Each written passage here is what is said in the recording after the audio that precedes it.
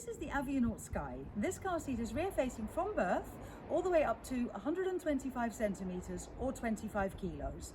I do have to say that in this category, the Sky is one of the smallest. So where other car seats up to 1.25 meters would last up to about 7 years, this one is going to last somewhere between 5 and 6. So in this video, I'm going to show you how to install it. This seat is the Sky 2.0. This has now been replaced with the Sky AirFlow, and then there was also a Sky Q, which has now been replaced with the Sky Smart. The basic seat itself is exactly the same, so the installation for this video will apply to all of those car seats. The differences are just in the fabrics and whether or not they have a newborn insert.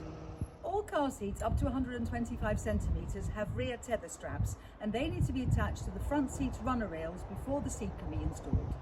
Now, before I put the tether strap in the car, I'm just going to do my little cabin crew routine just to show you how to shorten the strap by pulling at the front, and then to lengthen, you lift up this black plastic thing and grab the back strap and pull that down.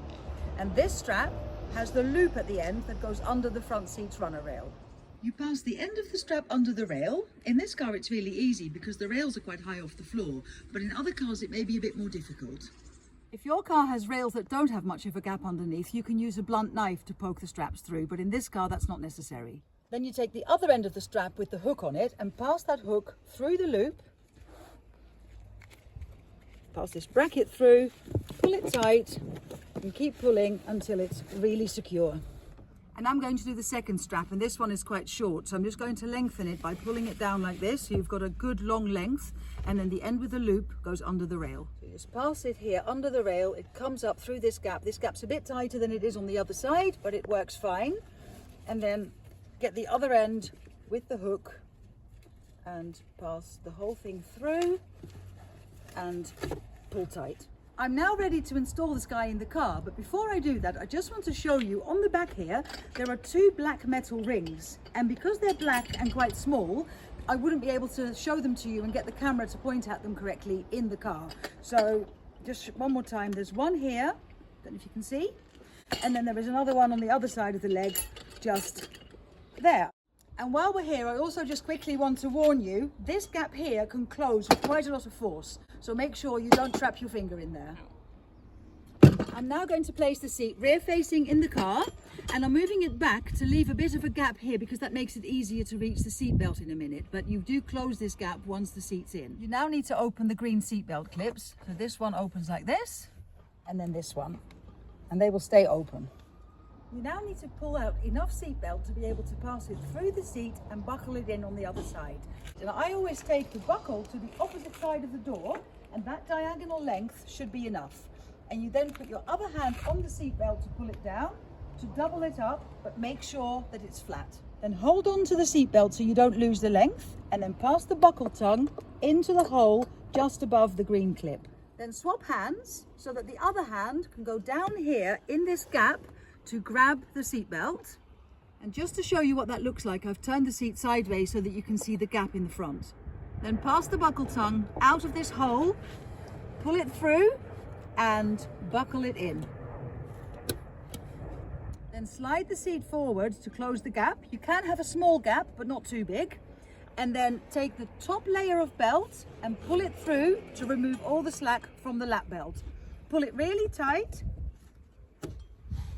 and lock the clip. And then on the side of the door, you lock the clip over the lap belt only, but the diagonal belt stays above the clip and doesn't get locked into it. So you just close the clip and lock it. And now it's time to attach the tether straps. So the hook at the end of the strap goes on that metal ring that I showed you earlier. So I'm just straightening out the strap just to make sure there aren't any twists. Get the hook, it opens like this, and then attach it to the ring here. You'll hear a little click, and then you pull it tight.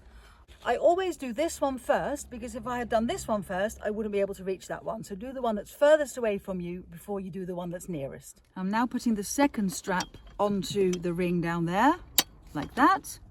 And now I'm going to pull this strap tight. So just pull it as tight as it will go. And to get the maximum recline out of the seat, which is important for newborns, it's a good idea to push down on the top of the seat slightly whilst pulling the straps. And then the seat will be as reclined as it can be. The final step of the installation is to extend the leg down to the floor. You need to pull the leg all the way out until this gap up here closes, and then press the 2 red buttons on either side and the leg will fall down to the floor. Push the leg down and the grey block that these red buttons are on needs to be pushed up, and then the buttons will click out.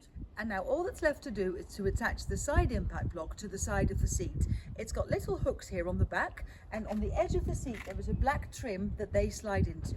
So it just slides onto here and slots into place.